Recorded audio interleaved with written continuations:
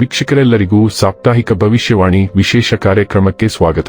ಸ್ನೇಹಿತರೆ, ಮೇ ತಿಂಗಳ ಈ ವಾರದ ಆರಂಭದಲ್ಲಿ ಮಂಗಳ ಗ್ರಹವು ಮೇಷರಾಶಿಯಲ್ಲಿ ತನ್ನ ಸಂಚಾರವನ್ನು ಮಾಡಲಿದೆ. ಮಂಗಳ ಗ್ರಹವು ತನ್ನದೇ ರಾಶಿಯಲ್ಲಿ ಚಲಿಸುವ ಮೂಲಕ ರುಚಕ ರಾಜಯೋಗದ ನಿರ್ಮಾಣವಾಗುವುದು. ಜೊತೆಗೆ ಮೇಷರಾಶಿಯಲ್ಲಿ ಸೂರ್ಯನು ಕೂಡ ಚಲಿಸಲಿದ್ದಾನೆ.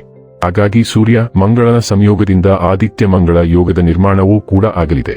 ಜ್ಯೋತಿಷ್ಯ ಶಾಸ್ತ್ರದಲ್ಲಿ ಈ ಎರಡು ರಾಜಯೋಗಗಳನ್ನು ಬಹಳ ಶಕ್ತಿಶಾಲಿಯಾದ ಯೋಗಗಳು ಎಂದು ಕರೆಯಲಾಗುತ್ತದೆ. ಮೇ 11ರಿಂದ ಮೇ 17ರವರೆಗಿನ ವೃಷಭ ರಾಶಿಯವರ ಭವಿಷ್ಯವನ್ನು ತಿಳಿದುಕೊಳ್ಳೋಣ. ಈ ವಾರ ವೃಷಭ ರಾಶಿಯವರ ಫಲಾಫಲಗಳೇನು, ಗ್ರಹಗತಿಗಳು ಹೇಗಿರಲಿವೆ, ಕೌಟುಂಬಿಕ ಸಾಮಾಜಿಕ ಜೀವನ ಹಾಗೂ ವ್ಯಾಪಾರ ವಹಿವಾಟು ಹೇಗೆ ನಡೆಯಲಿದೆ, ಅಲ್ಲದೆ ಯಾವೆಲ್ಲ ಸಮಸ್ಯೆಗಳು ನಿಮ್ಮನ್ನು ಈ ಸಾಪ್ತಾಹಿಕದಲ್ಲಿ ಕಾಡಲಿವೆ, ಅವುಗಳಿಗೆ ಪರಿಹಾರಗಳೇನು ಎಂಬುದನ್ನು ತಿಳಿಯಲು ಈ ವಿಡಿಯೋವನ್ನು ಸಂಪೂರ್ಣವಾಗಿ ವೀಕ್ಷಿಸಿ. ನೀವಿನ್ನೂ ನಮ್ಮ ಚಾನೆಲ್ ಸಬ್ಸ್ಕ್ರೈಬ್ ಮಾಡದೇ ಇದ್ದರೆ ಕೂಡಲೇ ನಮ್ಮ ಚಾನೆಲ್ ಸಬ್ಸ್ಕ್ರೈಬ್ ಮಾಡಿ. ಹೆಚ್ಚಿನ ವಿಡಿಯೋ ಅಪ್ಡೇಟ್ಗಾಗಿ ಪಕ್ಕದ ಬೆಲ್ ಐಕಾನ್ ಬಟನ್ ಕ್ಲಿಕ್ ಮಾಡಿ. ವಂಶ ಪಾರಂಪರ್ಯ ಜ್ಯೋತಿಷ್ಯರು ನಂಬರ್ 1 ವಶೀಕರಣ ಸ್ಪೆಷಲಿಸ್ಟ್. ವೃತ್ತಿ, ಉದ್ಯೋಗ, ಮದುವೆ, ಹಣಕಾಸಿನ ಸಮಸ್ಯೆ, ವ್ಯಾಪಾರ, ಆರೋಗ್ಯ ಸಮಸ್ಯೆಗಳಿಗೆ ಫೋನಿನ ಮೂಲಕ ಪರಿಹಾರ. ಇಂದೇ ಕರೆ ಮಾಡಿ. ಸ್ನೇಹಿತರೆ, ಚಂದ್ರನ ರಾಶಿಗೆ ಸಂಬಂಧಿಸಿದಂತೆ ಶನಿಯು 11ನೇ ಮನೆಯಲ್ಲಿರುವುದರಿಂದ ಆರೋಗ್ಯದ ವಿಷಯದಲ್ಲಿ ಈ ಅವಧಿಯು ನಿಮಗೆ ಬಹಳ ಮುಖ್ಯವಾಗಿದೆ. ಏಕೆಂದರೆ ಈ ಸಮಯದಲ್ಲಿ ನೀವು ಆರೋಗ್ಯ ಸಂಬಂಧಿತ ಸಮಸ್ಯೆಗಳನ್ನು ಎದುರಿಸಬೇಕಾಗಿಲ್ಲ.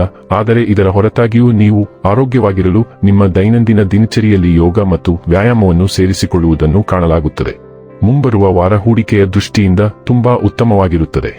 ಚಂದ್ರನ ರಾಶಿಗೆ ಸಂಬಂಧಿಸಿದಂತೆ ಗುರುವು 2ನೇ ಮನೆಯಲ್ಲಿರುವುದರಿಂದ ಈ ಅವಧಿಯಲ್ಲಿ ನೀವು ಮಾಡಿದ ಪ್ರತಿಯೊಂದು ಹೂಡಿಕೆಯೂ ನಿಮಗೆ ನಂತರ ಸಾಕಷ್ಟು ಆದಾಯವನ್ನು ನೀಡುತ್ತದೆ.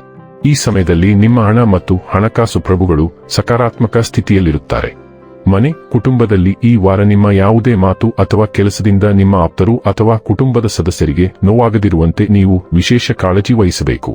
ಅಂತಹ ಪರಿಸ್ಥಿತಿಯಲ್ಲಿ ನೀವು ಕೆಲಸದಿಂದ ಸ್ವಲ್ಪ ಸಮಯವನ್ನು ಪಡೆದುಕೊಂಡು ಕುಟುಂಬದ ಸದಸ್ಯರ ಅಗತ್ಯಗಳನ್ನು ಅರ್ಥಮಾಡಿಕೊಳ್ಳಲು ಪ್ರಯತ್ನಿಸುವುದು ನಿಮಗೆ ಉತ್ತಮ.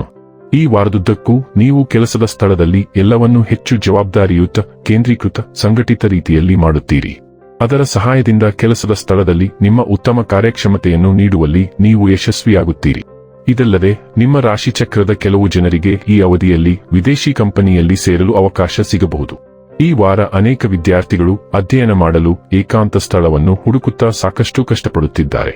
ಏಕೆಂದರೆ ಕೆಲವು ಕಾರಣಗಳಿಂದಾಗಿ ನಿಮ್ಮ ಸುತ್ತಲೂ ವಿಪರೀತ ಶಬ್ದ ಉಂಟಾಗುವ ಸಾಧ್ಯತೆ ಇದೆ. ಈ ಕಾರಣದಿಂದಾಗಿ ನಿಮ್ಮ ಗಮನವನ್ನು ಉಳಿಸಿಕೊಳ್ಳಲು ನಿಮಗೆ ಸಂಪೂರ್ಣವಾಗಿ ಸಾಧ್ಯವಾಗುವುದಿಲ್ಲ. ಅಂತಹ ಪರಿಸ್ಥಿತಿಯಲ್ಲಿ ನಿಮ್ಮ ಅಧ್ಯಯನವನ್ನು ಮಾಡಲು ನೀವು ಸ್ನೇಹಿತ ಅಥವಾ ಕೆಲವು ಶಾಂತ ಸ್ಥಳಕ್ಕೆ ಹೋಗಲು ನಿರ್ಧರಿಸಬಹುದು. ಮಂಗಳ 12ನೇ ಮನೆಯಲ್ಲಿ ಚಲಿಸುತ್ತಿರುವುದರಿಂದ ಯಾವುದೋ ಗುಪ್ತವಸ್ತು ನಿಮ್ಮ ಗಮನವನ್ನು ಬಯಸುತ್ತದೆ. ಆದ್ದರಿಂದ ನೀವು ಅದನ್ನು ನಿಭಾಯಿಸಬೇಕಾಗುತ್ತದೆ. ಮಂಗಳ ಮೇಷ ರಾಶಿಯ ಮೂಲಕ ಚಲಿಸುತ್ತಿದೆ ಮತ್ತು ನೀವು ಕೆಲವು ನಕಾರಾತ್ಮಕ ಪರಿಸ್ಥಿತಿಯನ್ನು ಎದುರಿಸುತ್ತಿರುವುದರಿಂದ ಮಾನಸಿಕ ಬಳಲಿಕೆ ಉಂಟಾಗುವ ಸಾಧ್ಯತೆಗಳಿವೆ. ನಿಮ್ಮ ಸಹಿಷ್ಣುತೆಯ ಮಟ್ಟವು ತುಂಬಾ ಕಡಿಮೆ ಇರುವುದರಿಂದ ನೀವು ಶಕ್ತಿಯನ್ನು ಕುಗ್ಗಿಸುವ ಜನರು ಅಥವಾ ಅಂತಹ ಪರಿಸರಗಳಿಂದ ದೂರವಿರುತ್ತೀರಿ. ಅತಿಯಾಗಿ ಯೋಚಿಸುವುದರಿಂದ ನಿದ್ರೆಯ ಮಾದರಿಗಳು ಅನಿಯಮಿತವಾಗುತ್ತವೆ. ಆದ್ದರಿಂದ ವಿಶ್ರಾಂತಿ ಮತ್ತು ಚೇತರಿಕೆಗೆ ಸಾಕಷ್ಟು ಸಮಯ ತೆಗೆದುಕೊಳ್ಳಿ.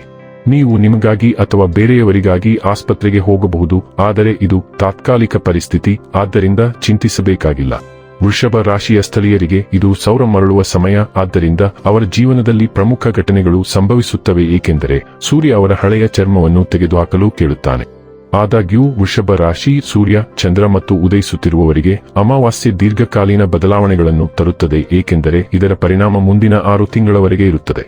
ನವೀಕರಣದ ಅಗತ್ಯವನ್ನು ನೀವು ಅನುಭವಿಸಿದಾಗ ನಿಮ್ಮ ಚಿತ್ರ, ದೈಹಿಕ ಪ್ರಸ್ತುತಿ ಅಥವಾ ಜೀವನ ಶೈಲಿಯ ಅಭ್ಯಾಸಗಳನ್ನು ಬದಲಾಯಿಸಲು ನೀವು ನಿರ್ಣಾಯಕ ಹೆಜ್ಜೆ ಇಡುತ್ತೀರಿ. ಹೊಸ ಜವಾಬ್ದಾರಿ, ಬದ್ಧತೆ ಅಥವಾ ವೈಯಕ್ತಿಕ ಗುರಿ ನಿಮ್ಮ ಗಮನವನ್ನು ಸೆಳೆಯುತ್ತದೆ ಮತ್ತು ಅವುಗಳನ್ನು ಸಾಧಿಸಲು ನಿಮಗೆ ಬಹಳ ಸಮಯವಿರುತ್ತದೆ. ಹೊಸ ಜನರು, ಹೊಸ ವೈಯಕ್ತಿಕ ಮತ್ತು ವೃತ್ತಿಪರ ಸಂಬಂಧಗಳು ಸಹ ಸರಿಯಾದ ಸಮಯದಲ್ಲಿ ಬರಬಹುದು. ಈ ಮಧ್ಯೆ ಶುಕ್ರನು ಮಿಥುನ ರಾಶಿಯ ವಾಯು ರಾಶಿಯ ಮೂಲಕ ಚಲಿಸುತ್ತಿರುವುದರಿಂದ ನಿಮ್ಮ ಹಣಕಾಸಿನ ಮೇಲೆ ಪರಿಣಾಮ ಬೀರುತ್ತಿದೆ. ಆದ್ದರಿಂದ ಹೆಚ್ಚಿನ ಹಣ ಗಳಿಸುವ ಬಗ್ಗೆ ಯೋಚಿಸುವ ಸಮಯ ಇದು. ಈ ಶುಕ್ರನು ಹೊಸ ಹೂಡಿಕೆ ಯೋಜನೆಗಳು, ಬಜೆಟ್ ಅಥವಾ ಕೆಲವು ಹಣದ ವಹಿವಾಟುಗಳನ್ನು ಸಹ ತರುತ್ತಾನೆ. ಖರೀದಿಗಳು, ಆಸ್ತಿಪಾಸ್ತಿಗಳಂತಹ ಇತರ ಕಾರ್ಯಕ್ರಮಗಳು ಇರುತ್ತವೆ ಮತ್ತು ನೀವು ಹೊಸ ಕೋರ್ಸ್ಗೆ ದಾಖಲಾಗುತ್ತೀರಿ. ಕೆಲವು ಆರ್ಥಿಕ ಬೆಂಬಲ, ಉತ್ತಮ ವಿಮರ್ಶೆ ಅಥವಾ ಯಾರೊಬ್ಬರಿಂದ ಉಡುಗೊರೆಯನ್ನು ಪಡೆಯುವ ಸಮಯ ಇದು. ಆದ್ದರಿಂದ ಇದು ನಿಮ್ಮನ್ನು ಖಚಿತವಾಗಿ ಪ್ರೇರೇಪಿಸುತ್ತದೆ. ಶುಕ್ರನು ಚಲಿಸುತ್ತಿರುವ 2ನೇ ಮನೆಯು ಅಧ್ಯಯನವನ್ನು ಸಹ ಸೂಚಿಸುತ್ತದೆ. ಆದ್ದರಿಂದ ನೀವು ಹೊಸ ಕೋರ್ಸ್ಗಳನ್ನು ಸಹ ತೆಗೆದುಕೊಳ್ಳುತ್ತೀರಿ ಮತ್ತು ಹೊಸ ಪೂರ್ಣಾವಧಿ ಅಥವಾ ಸ್ವತಂತ್ರ ಉದ್ಯೋಗಗಳನ್ನು ಪಡೆಯುವ ಅವಕಾಶಗಳಿವೆ. ಇನ್ನು ಕೊನೆಯದಾಗಿ ಮಾಡಿಕೊಳ್ಳಬೇಕಾದ ಉಪಾಯಗಳ ಕುರಿತು ನೋಡುವುದಾದರೆ ಓಂ ಮಹಾಲಕ್ಷ್ಮಿ ನಮಃ ಎಂದು ಪ್ರತಿದಿನ 24 ಬಾರಿ ಜಪಿಸಿ. ವೀಕ್ಷಕರೇ, ಇದಾಗಿತ್ತು ವೃಷಭ ರಾಶಿಯ ಜಾತಕದವರ ಮೇ 11 ರಿಂದ ಮೇ 17 ರವರೆಗಿನ ಫಲದ ಮಾಹಿತಿ ಇಷ್ಟವಾದರೆ ವಿಡಿಯೋವನ್ನು ಲೈಕ್ ಮತ್ತು ಶೇರ್ ಮಾಡಿ.